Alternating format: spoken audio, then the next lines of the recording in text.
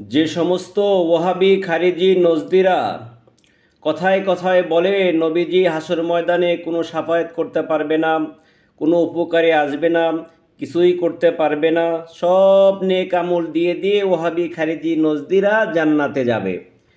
কয়েকজন, আমার জানা মতে কয়েকজন ডাইরেক্ট সাফায়াতকে অস্বীকার করেছে এরা। তার মধ্যে একজন অ্যাক্সিডেন্ট করে ইন্তিকাল করছেন। তো যাই হোক, হাদিসটা এসেছে সহিহুল বুখারীর প্রথম খণ্ড 328 নম্বর হাদিস। মোহাম্মদ ইবনে সিনান ও সাঈদ ইবনে নাজর রহমতুল্লাহ আলাই জাবির ইবনে আবদুল্লাহ রাদিয়াল্লাহু আনহু থেকে বর্ণিত, নবী সাল্লাল্লাহু আলাইহি ওয়াসাল্লাম বলেন, আমাকে এমন 5টি বিষয় দান করা হয়েছে যা আমার পূর্বে কাউকে দেওয়া হয়নি।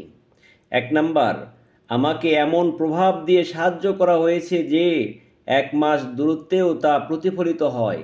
2 নাম্বার, সমস্ত জমিন আমার জন্য পবিত্র ও সালাত আদায়ের উপযোগী করা হয়েছে, কাজেই আমার উম্মতের যে কোনো লোক ওয়াক্ত হলেই সালাত আদায় করতে পারবে আমার জন্য।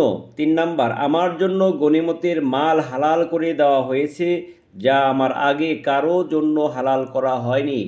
4 নাম্বার, আমাকে ব্যাপক সাফায়াতের অধিকার দেওয়া হয়েছে। যে 4 নাম্বার এই বিষয়টা অনেক ওহাবি খারিজি নজদি অস্বীকার করেছে। এক বেয়াদব তো ডাইরেক্ট বলেই দিয়েছিল নবী হাসর ময়দানে সাফায়াত করবে।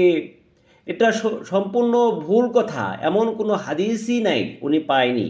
আসলে ওহাবি খারিজি নজদিরা চোখে দেখে না, এটা আমি আগেও বলেছিলাম, অনেকবার বলেছি। আর যে ব্যক্তিটা এই ধরনের কথা বলেছিল সেই ব্যক্তিটার নাম সম্ভবত কি যেন জাহাঙ্গীর স্যার অ্যাক্সিডেন্ট করে ইন্তিকাল করছে। বেদবেরা এইভাবেই দুনিয়া থেকে চলে যায়।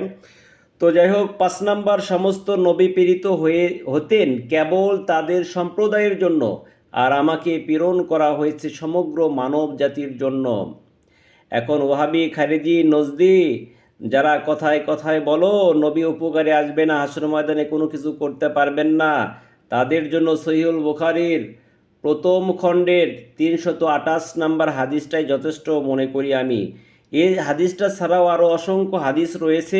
সহিহুল বুখারীর মধ্যে রয়েছে নবীজি সাফায়াত করতে পারবেন কি না। তবে ওয়াহাবি খারিজি নজদিরা দেখা যাবে এই হাদিসটাকেও তারা জাল বলবে।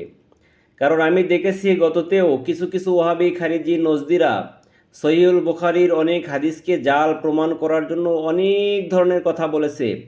এমনকি আমি যখন এই হাদিসগুলো পোস্ট করতাম তখন এই ওয়াহাবি খারিজি নজদির বাচ্চারা তারা কমেন্ট করতো এটা নাকি জাল হাদিস, এটা জয়ীফ হাদিস, এই ধরনের কথাও বলতো। আসলে ওহাবি খারিজি নজদিরা কিন্তু অসংখ্য সহি হাদিসকে অস্বীকার করে, এমনকি সহিহুল বুখারীর হাদিসকে তারা অস্বীকার করে। এই যে জাহাঙ্গীর যে বেদকটা বলেছিল যে রাসূল সাল্লাল্লাহু আলাইহি সাল্লাম সাফায়াত করবে, এই ধরনের কোনো জাল জয়ীফ হাদিসও নাই। এই বেদকটা কিন্তু অ্যাক্সিডেন্ট করে মারা গিয়েছে। সে কোন দরবারের যেন আবার জামাই, কোন পীর সাহেবের যেন জামাইও ছিল, মেয়ে জামাই ছিল।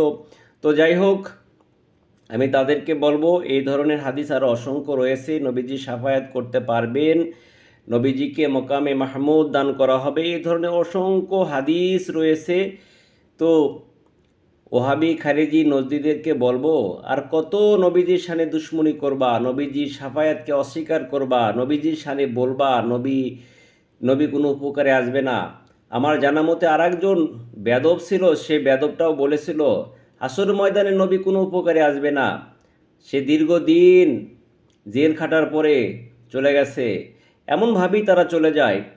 সে এই কথাটাও বলেছিল নবী নাকি কোনো উপকারে আসবে না, হাসর ময়দানে কোনো উপকারে আসবে না।